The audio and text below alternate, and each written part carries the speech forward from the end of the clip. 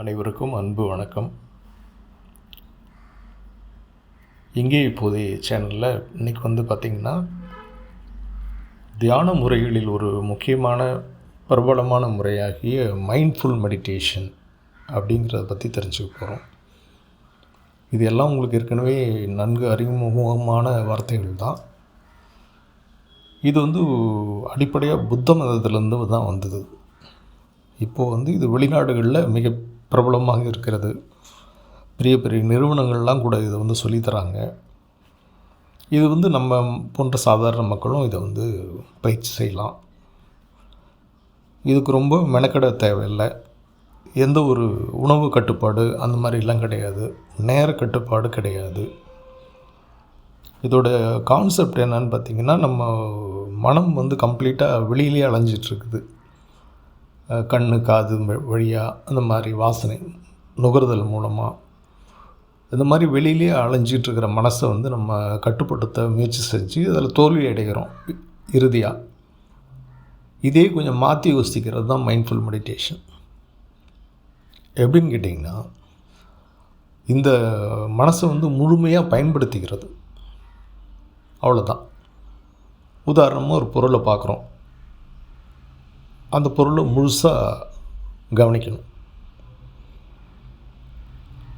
அதே மாதிரி ஒரு சத்தம் கேட்குது காதில். அந்த சத்தத்தை கம்ப்ளீட்டாக கேட்கணும், முழுமையாக கேட்கணும்.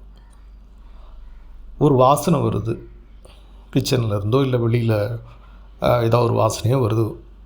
அந்த வாசனையை முழுமையாக நுகர்தல் வேண்டும். எந்த ஒரு பொருளை தொட்டாலும் சரி, அந்த ஸ்பரிச உணர்வை முழுமையாக நம்ம உணர்ந்து பார்க்கணும். இதே மாதிரி சாப்பிடும்போது எது சாப்பிட்டாலும் சரி, நம்ம பொதுவாக சாப்பிடும்போது ஒரு பக்கம் ஃபோனை வச்சுக்கிட்டு அல்லது டிவியை பார்த்துக்கிட்டு சாப்பிட்டு பழகி இருக்கும். அந்த மாதிரி இல்லாமல் அந்த உணவை பாருங்கள், கைகளால் தொடுங்க, அந்த வாசனையை முகருங்க.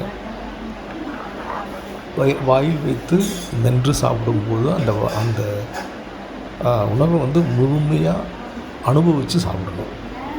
விடும்போது அதை முழுமையாக அனுபவித்து செய்யணும். இவ்வளோ தாங்க தியானம்.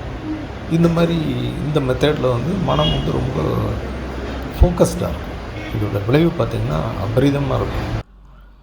மனசு நீங்கள் நினைக்கிற எந்த ஒரு விஷயத்தையும் நீங்கள் முழுமையாக செய்யலாம். முயற்சி செய்யுங்க. வாழ்த்துக்கள். நம்மளோட சேனலில் தொடர்ந்து இந்த மாதிரி வீடியோக்களை பார்க்குறதுக்கு சப்ஸ்கிரைப் பண்ணுங்கள். நோட்டிஃபிகேஷன் ஆல் அப்படின்னு போட்டுருங்க.